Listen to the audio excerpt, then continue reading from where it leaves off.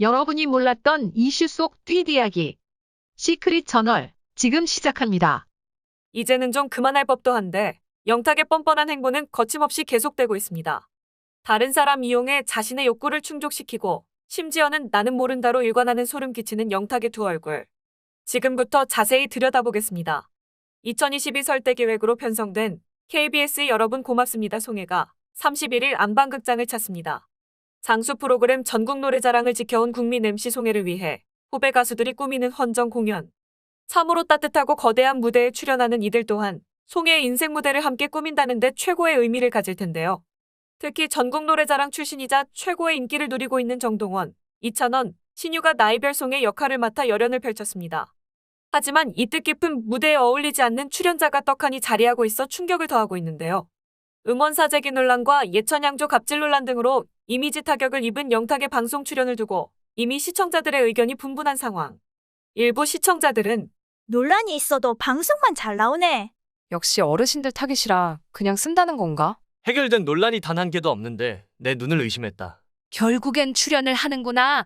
KBS는 국민들 수신료 받아가며 저런 출연자를 출연시켜도 되는 거냐? 사재기 방조자를 출연시키는 KBS의 속내가 궁금하다. 중간 단계 다 집어치우고 결과만 보고 판단하겠다 이건가? 등 비난이 쏟아졌습니다.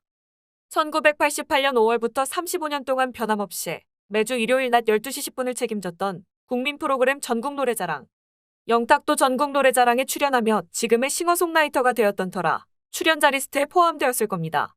출연 섭외도 제작진들의 콜을 받았을 테죠. 하지만 아직 논란이 끝나지 않은 문제의 출연자를 이렇게 의미가 큰 프로그램에 출연시킨다는 것은 대단한 미스가 아닐까 생각되는데요. 차라리 사건이 터진 그날부터 조용히 자숙했던 영탁이라면 이번 출연이 복귀에 대한 희망적인 신호라 생각할 수도 있겠습니다만 빨라도 너무 빠른, 그것도 지금까지 뒤에서 자숙에 시간 없이 활동을 해왔던 영탁이기에 이번 출연 소식이 그닥 반갑지만은 않은 것도 사실입니다. 최고령 현역 연예인 송혜의 생애 첫 주연 데뷔작. 누구나 알지만 아무도 몰랐던 송혜의 진짜 이야기를 담은 영화 송혜 1927. 이를 바탕으로 KBS에서 야심차게 준비한 2022년 설 대기획 여러분 고맙습니다. 송혜는 15살 정동원이 소년 송혜를 연기해 이찬원이 청년 송혜 역할을 통해 트로트 뮤지컬에 도전했습니다. 이찬원은 학창 시절 중 총 4회 출연을 거치며 그야말로 전국 노래자랑과 함께 성장했는데요. 그가 처음 전국 노래자랑을 찾았던 14년 전 초등학생 시절 MC 송혜는 이찬원의 이름을 듣고 원 없이 찬란하게 빛날 이름이란 축언을 하기도 했습니다. 그렇다면 영탁은 이날 녹화에서 무슨 역할을 맡았을까 궁금해지는데요. 아마도 송혜의 전국 노래자랑 시절을 연기하지 않았을까 싶습니다. 그저 영탁의 출연이 송혜 선생님께 민폐가 되지 않을까 걱정스럽기만 한데요. 사람들은 말합니다. 의미 있는 방송에 자신의 논란이 해가 되진 않을까 조금이라도 생각해봤다면 얼마나 좋았을까? 양심 없는 인간, 너같이 진정성 없는 사람이 송혜 선생님 젊은 시절 역할을 한다는 게 역겹다. 영탁 출연 너무 싫다. 대중을 돈벌이로만 보는 인간. 너 때문에 좋은 방송도 질이 안 좋게 느껴져. 영탁은 왜 퇴출 안 되고 계속 나오죠? 지금 당장 영탁 퇴출 청원 넣어야겠다. 논란 있는 연예인은 원래 출연 자체가 안 되는 거 아닌가? 요래저래 암튼 잘만 빠져나가는 영탁.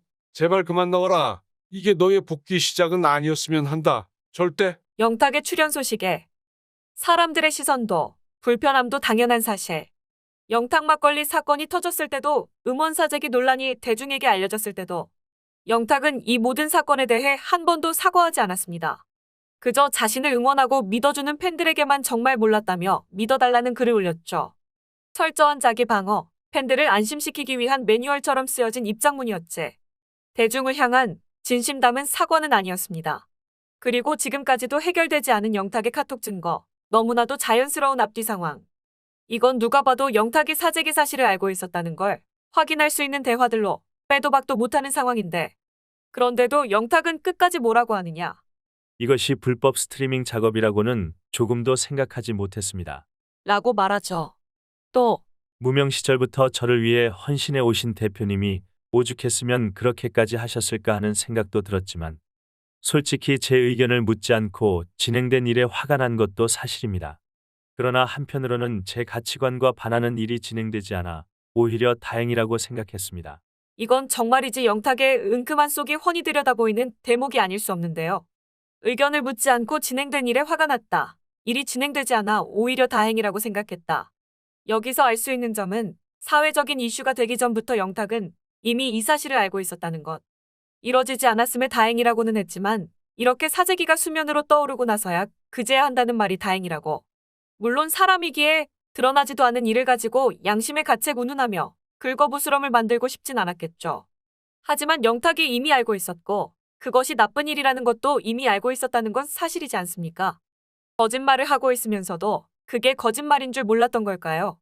아니면 거짓말을 하고 있는 상황을 연기하는 걸까요? 그것도 아니면 이처럼 두 얼굴을 가진 영탁에게 분노를 느끼고 있는 사람이 진짜 몇몇 안 되는 사람들 뿐이라서 논란의 주인공인 영탁이 이렇게 활발히 활동을 이어갈 수 있는 걸까요? 분명 KBS 제작진들도 이 사실을 모를 리가 없을 텐데 굳이 왜 영탁을 출연시키겠다는 건지 정말이지 누구 한 사람 붙잡고 물어보고 싶네요. 이처럼 영탁을 둘러싼 각종 의혹들이 해결되지 않은 가운데 신랑 수업으로 재기발판을 마련한 영탁의 행보에도 일부 시청자들은 눈살을 찌푸리며 말합니다. 이런 논란에도 웃으며 방송 출연을 할 수 있다는 게 더 신기. 영탁 이 와중에서도 멘탈 하나는 갑오브갑인갑다. 인정.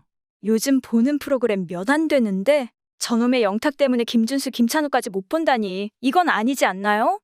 오랜만에 만나는 김준수, 김찬우 옆에 영탁이 웬 말이냐? 민폐다 민폐. 대한민국 대표 완벽남들이자 워너비 신랑감인 출연진들이 신랑 수업을 받으며 멋진 남자, 좋은 어른으로 성장해 나가는 리얼관 차례능이라면서 워너비 신랑감에 영탁이 포함된다는 것도 웃기네. 150억 값질한 무당 엄마가 며느리한테는 또 얼마를 요구할까? 제작진들은 출연자 이미지 체크는 안 하나 봐. 출연자 섭외도 윗선에서 다 정해주니? 솔직히 영탁이 국민의 비서위는 아니잖아? 영탁 막걸리 150억 갑질. 음원 사재기 논란이 따라다니는 영탁 보는 거 불편해하는 사람들도 많은데 굳이 왜? 굳이 영탁을 출연시키는 이유가 궁금하다.